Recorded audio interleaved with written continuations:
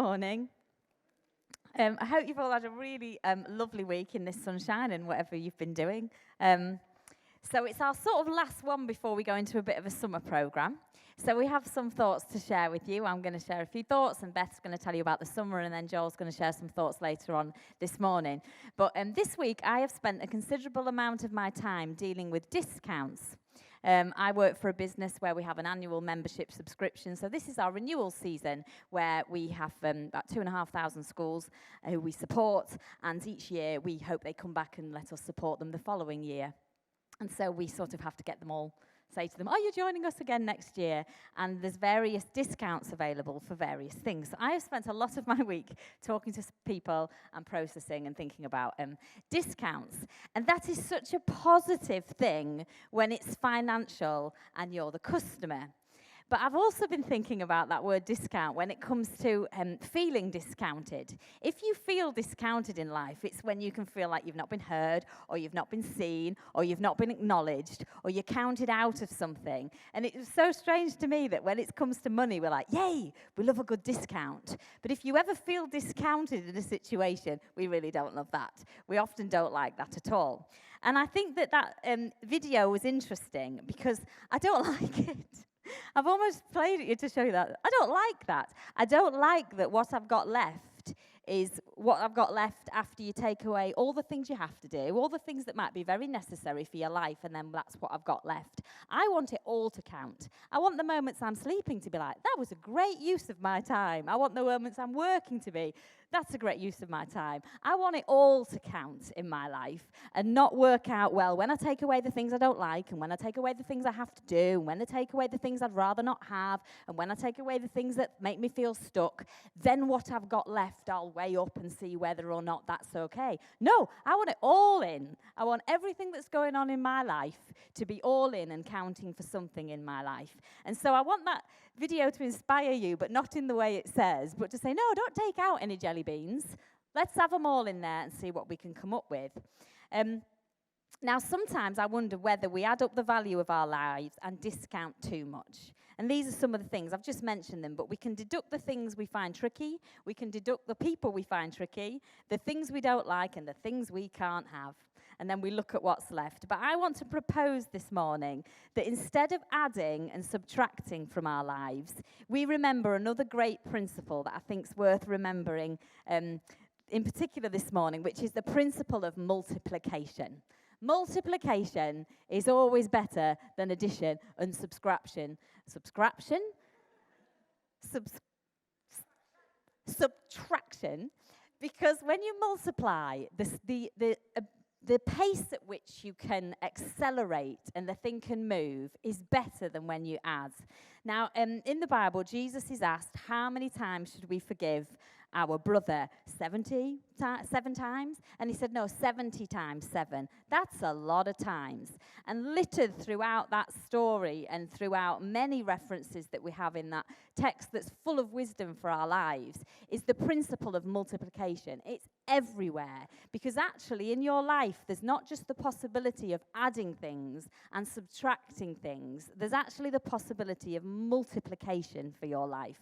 We know that from our reproductive systems. We get to multiply as people, and yet when it comes to our emotions or our spirituality or our psychology, we sort of deal so much in something other than, well, how am I going to reproduce this? How am I going to scale this up? How am I going to multiply my mind and my spirit and what I'm thinking and the way I move in other areas of my life? Do you know that in a pomegranate, I don't eat pomegranates, but there are 600 to 1,000 seeds in one single pomegranate. And so if you think about that as a principle, inside one thing is the potential for many, many, many things. And I want us to go into this morning with you just holding in your mind for a second that your life is capable of great multiplication. It's not about the things that you have to discount. It's the things that you can count on and scale up. And I think we're going to hear some stuff this morning that will be really encouraging in that vein. And the next song we're going to sing is Wonderful Life. And not all of life feels wonderful, but if we flip that word and say that all of life is full of wonder, If you will ask the right questions about your life, it won't matter that some things aren't wonderful, because actually, if you find where you can be full of wonder, you're going to experience something great, and you are going to experience some multiplication. Thank you. We've played that video before, and again, it was one Francine sent in, and I just love it. I love it, because when he said it takes a follower to turn a lone nut into a leader, I really love that, because many of us have been following here for years, and how we now multiply the legacy that was left for us is actually going to be in how we follow what happens next. Because the truth is that it doesn't become a movement because someone follows the leader. It becomes a movement because someone follows the followers. And I found that really inspiring, because if we're going to talk about multiplying and having that legacy of Q continue, we're the followers. We were the followers who turned people who could have been considered a lone nut, but we followed him, and then we all got somewhere together. And so I love that thought. And so please just continue over the summer as you think about Q and you think about what's next in your life and what's next for you as part of this community. Be thinking about where you can follow and how you can model that for others and inspire others, because I do believe we can create a movement of something in people's lives that will lead to great multiplication. Because sometimes when we can't move, that's our greatest challenge. And so we can feel very, very stuck. And there was one thing I remembered this week that I thought it was really important to share, and that's about the sculptor, Michael D'Angelo. I can't speak this morning. What's his name? I wanted to call him Michael D'Angelo. Was that like was that the turtle from that program? Mike, you can tell we need a break. You can tell. Michelangelo was a sculptor, and long story short, he talked about how he had a block of marble, and out of this block of marble, he created the most incredible sculptures. And this is what he said. He said, "Every block of stone has a statue inside it, and it is the task of the sculptor to discover it. I saw the angel in the marble and carved until I set it free." And sometimes in life we forget that we've already got so much within us that can feel like a block of marble that you're like, there's nothing in this, what are we going to do?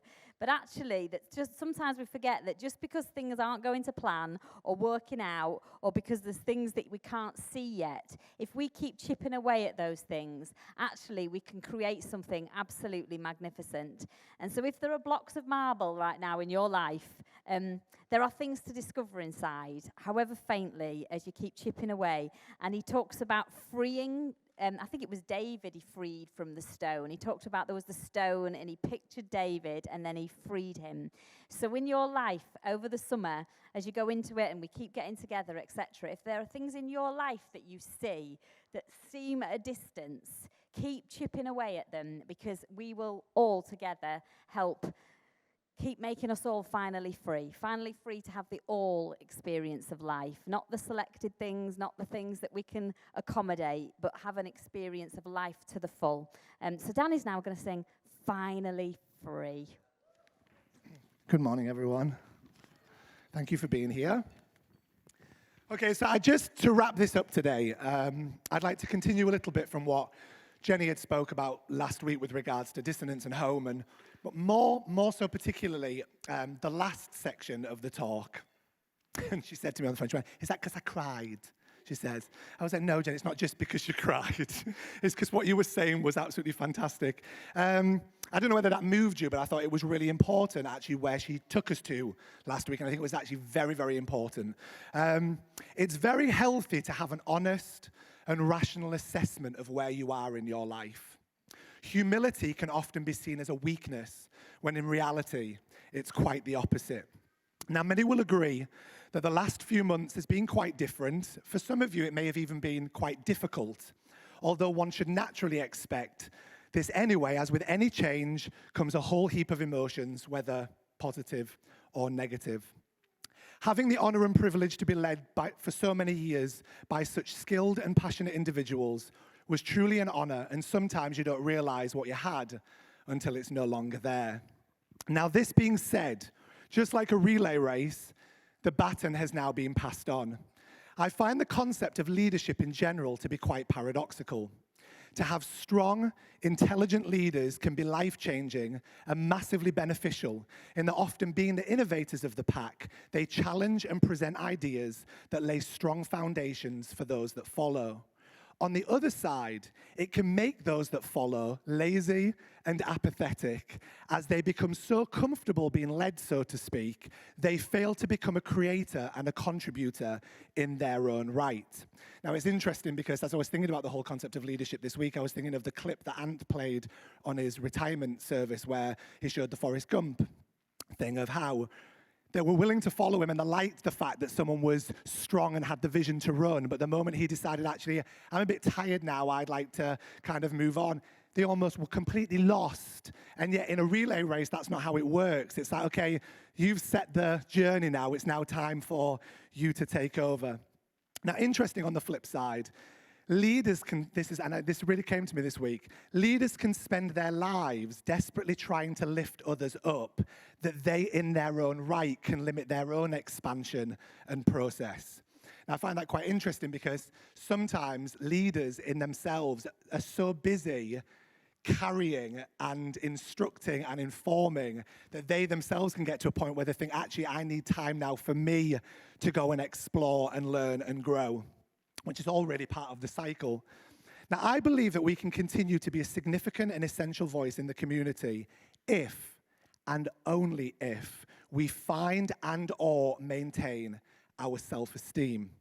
Now, I personally believe we are currently witnessing a kind of cultural collapse. And the main reason for this, I believe, is due to the deterioration of self-esteem. I don't have the time to go into details now, but if any of you are interested in my thoughts on maybe how we got to this point, it's something I'm really interested in. I love all that stuff. So if you want to talk to me about my views on kind of why we are where we are, not in the context of just the church, but I would be really happy to have those conversations. Also hear about your thoughts as well, because I find it very interesting. I also believe the cause of where we are in life in general to be more of a philosophical one rather than political. I would say with absolute confidence that the reason we don't and can't fix the current cultural and social issues is because we believe politics has the answers. In fact, it doesn't. And never forget the time. Do any of you have pivotal moments in your life where you remember specifically sentences that were said or things, conversations that you had with people that you're like, I will remember that almost to my dying day of what it meant to me? Now, it's very interesting because I remember years back now, it was during a very, very difficult time in my life and also within the context of the journey of the church and Chris and Anthony and all of that. And I remember I went around to visit her at her house and she'd got out of the shower and, you know, she always said that she heard God the most in the shower, right? And she'd said to me, she said, now again, whether you believe it was the voice of God or whether it was her own inner being or whatever, I'm not even bothered about that. She just heard something very clearly. And she said to me, she went, you know, God just spoke to me and the word he said was politics. And she said, I'm not sure what it means yet, but that word sprung out to me. And interestingly enough, as things unfolded, we start to come to grips with what it truly meant. Now, I don't believe the structure of politics, and I'll explain because it exists within the church as well. In itself, I personally believe it creates and perpetuates the problem in the first place. Philosophy, however, literally means this: the love of wisdom and the desire to objectively understand fundamental truths about ourselves and our relationship to the world around us. You could say it is the tool that we use to unlock our full potential. I keep coming back to this, but I believe it is such an important element to be understood. The basic premise of the church, particularly evangelical Christianity, was the doctrine that you are inherently flawed and a savior is required to fix you. Without this savior, you are unworthy in and of your own right and cannot inherit the kingdom of heaven. You were to feel bad about feeling good and good about feeling bad. There was one talk that Anthony, that I'll remember, it was 50 Shades of Grey, and he talked about the whole part of, we were encouraged that to somehow feel good about yourself was pride, and that was incorrect. But to feel bad was somehow, well, you're now bad, and the Savior can come and help you, and you know it's always good, it's more humble, things like that. Strange way of being, really. You only need to look at the world around you and realize the same message is driving our culture. Whether it be the climate, viruses, the list goes on and on and on. The underlying message is one that we are a problem to be fixed, and the solution is found by doing as you are told. Even worse, if you don't do as you are told or think what you are supposed to think, you are classified as a heretic who is ultimately ostracized.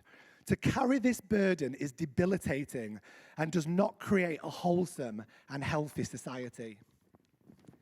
Now, let me ask you a question. How is one supposed to have self-esteem when the underlying message is one that states we are inherently bad? Ask yourself that question. How are you supposed to feel good about yourself when the fundamental belief and message is that there is a problem to be fixed? You can't, can you? It is debilitating.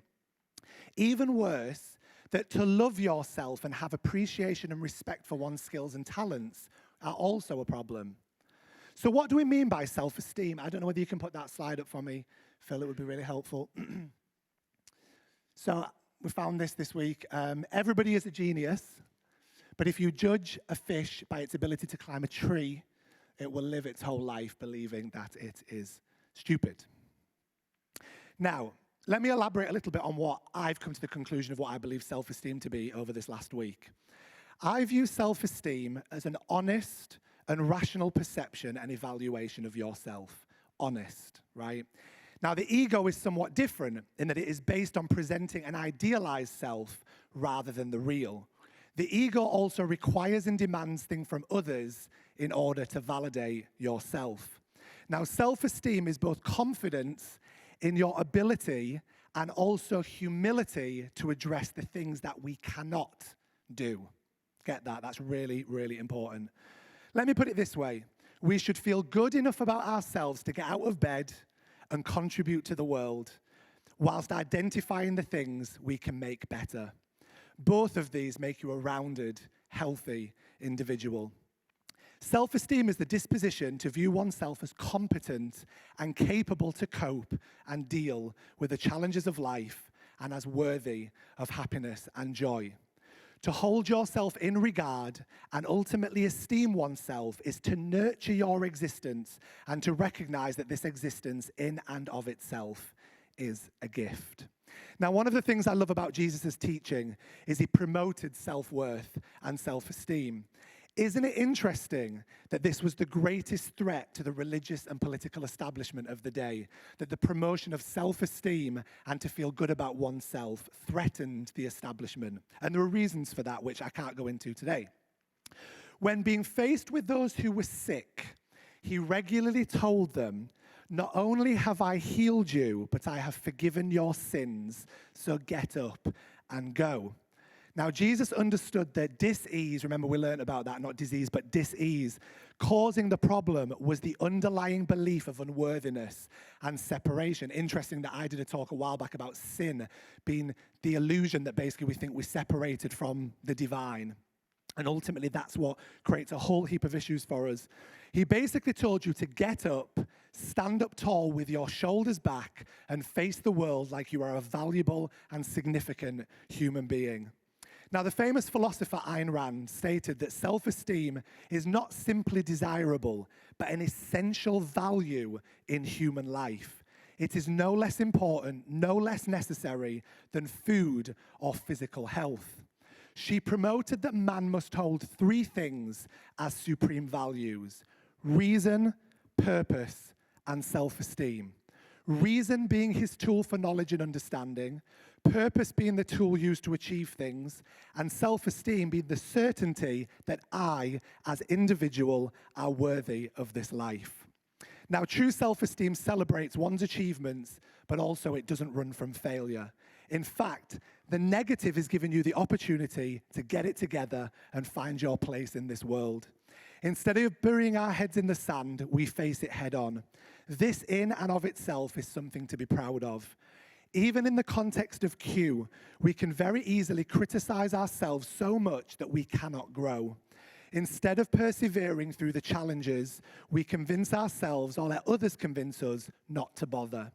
Nothing can ever reach its full potential whilst ever we live with this perspective.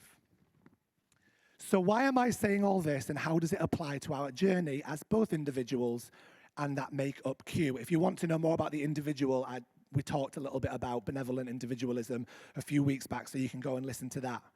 Here at Q, we have said we are an icebreaker. An icebreaker esteems itself as being able to break ice. Just like the fish, if it were to base itself on the ability to be a cruise liner, then it would live its whole life believing it was stupid. An icebreaker recognizes it is built and made for what it does well. It simply isn't a cruise liner. It could try, add a pool, and serve champagne, but all of its attempts would eventually be futile, as it would still be an icebreaker, and the people looking for a cruise liner wouldn't be so keen on the destinations it visits anyway. There you go. Interestingly, an icebreaker, get this, has 3 supreme values too: a strengthened hull, an ice-breaking shape, and the power to push through sea ice. Now, I think this beautifully links to what I mentioned earlier about Ayn Rand's 3 essential values. An icebreaker's reason to exist is to break ice. Its purpose is to clear the ice to make way for others, and it esteems itself as having certainty it has the power and ability to achieve its goals. I believe Q has ticked all these boxes. Over the last few decades, we and you have impacted the lives of tens and tens of thousands of people, whether it's directly or indirectly, by our willingness to walk the road that has been marked out for us. It has been tempting to desire the cruise ship way of life, but to do so would contradict our very reason for existing. So in conclusion, let me quote the famous words of Paul. This is in Hebrews. Do you see what this means? All these pioneers to blaze the way before us, all these veterans cheering us on. It means we'd better get on with it, strip down, start running, and never quit. No extra spiritual fat, no parasitic sins. And when I say sins, I mean the illusion of separation, ego. Let's have a rational assessment of what we are. Let's be winning. I love the thing that, I don't know whether it's Brennan Manning. Is it to get up and to fall are both the mercy of God? Is it that one? I love that. That the idea is that to achieve or to fall, both are the mercy of God. I think it's fantastic. Keep your eyes on Jesus, who both began and finished this race we're in. Now, be careful with that. Don't think of it as the whole issue of Jesus coming to earth to atone for sins. You know, the whole penal substitution atonement theory. That's where we get messed up. We're talking about a man with divine consciousness who came to set the example of what we were missing and what we'd not understood. Study how he did it, because he never lost sight of where he was headed. That exhilarating finish in and with God, he could put up with anything along the way. Cross, shame, whatever. And now he's there in the place of honor, esteemed right alongside God. When you find yourself flagging in your faith, go over this story again, item by item, that long litany of hostility he plowed through. This will shoot adrenaline into your souls. So I hope that that's given you an encouragement that it's time that we start esteeming ourselves as both individuals, as a corporate, that actually what we have become is fantastic, and it's worthy of celebrating. And we've done a fantastic job. Now, yes, does that mean that we can't acknowledge the things that we can't do? If anything, more so, we should be doing that, because you can never really become a place of authentic individuals whilst ever we believe we have to present something that we're not. We simply have to esteem ourselves, like we said, have the purpose behind it, esteem ourselves, and we'll ultimately get to where we need to go. So I hope that's given you some good thoughts to wrestle with, and have a fantastic summer. We hope to see you around for the various things that we're offering. And I'd like to invite the team back now just to finish with one more song.